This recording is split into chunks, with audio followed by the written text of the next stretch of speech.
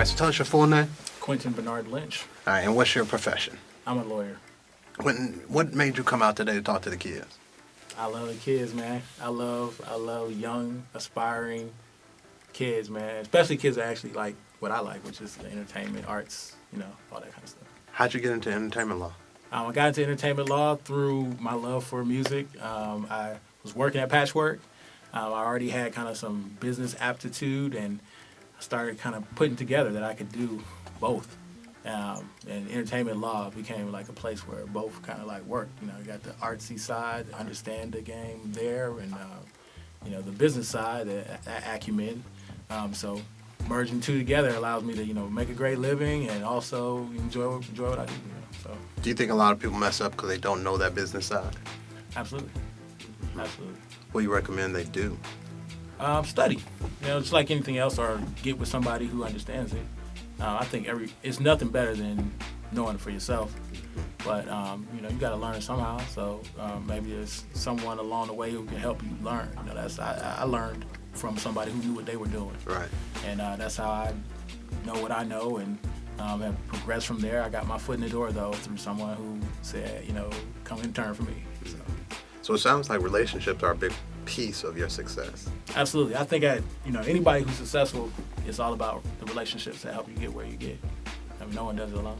What do you think one of the keys of building great relationships? Humility. Why humility?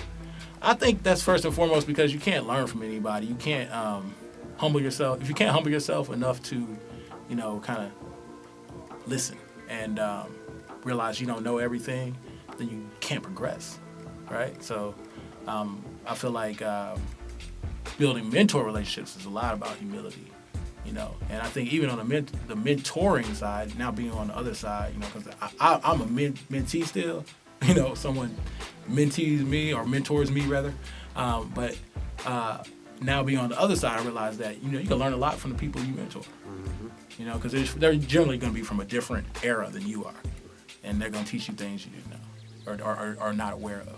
How do you get that mentor relationship? It's a lot of it is hustle. Hustle will put you in the right places to meet the right people, but I think oftentimes, the person who's going to be a good mentor for you is not always the person you identify. It's oftentimes going to be somebody who presents to you or who is presented to you. I'm a spiritual person, so I believe God puts people in your path who are meant for you to be with and learn from. And I think oftentimes, you can aim for certain people to be your mentor, but really, kind of God has, or, it's already been ordained who's going to be the person who helps you along in your life. So it sounds like if you just follow the path, right, keep doing the work, right, they show up. Always got to do the work, but, when you do the work, I think, your good, nice things, come to pass. What was the biggest challenge you've had to overcome on your journey? I think for me, it was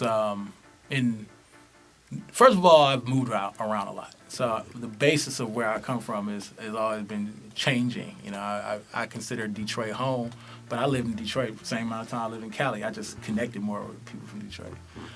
So for me, a lot of it was about, really finding a place that felt like home. I think for me, that's really like cemented me on my journey. Particularly, I made Atlanta home. I've been here longer than I lived anywhere else. So that's a major part of it for me. It's good. It's good. We're both from the same place, and you came here to go to college like I came here to go to college. How do you think that changed you by leaving home to come here? Yeah, and I was saying, home kind of cemented me and kind of like made me like having a new home kind of made me who I am today. And I think it's all about,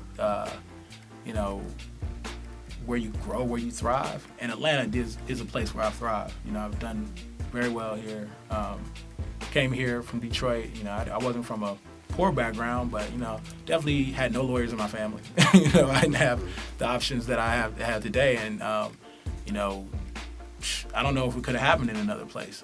My education was forwarded by Coke money, and I'm not talking about white Coke kind. I'm talking about like the enjoy Coca-Cola kind. And Woodruff money, went significantly into my Morehouse education. They did a lot for Morehouse, and they did a lot for Mercer University, where I went to law school. I actually got a scholarship, a full ride to Mercer through the Woodruff Foundation.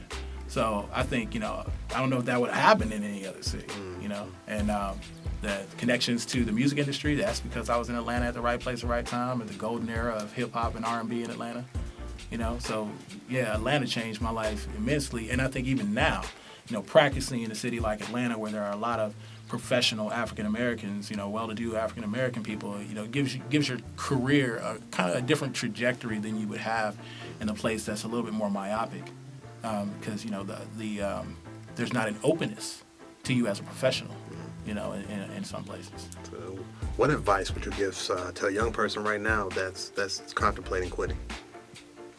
Don't. Quitting is not an option, man. I feel like that's got to be your approach to life, because life is full of setbacks. I mean, it's just not easy. Every turn is going to be a challenge. And I think, what makes great people is not necessarily the things that happen to them, but how they deal with the things that happen. Because something's going to happen to you. Things are going to happen to you all the time. It's just how you deal with it, man. It's key. Good.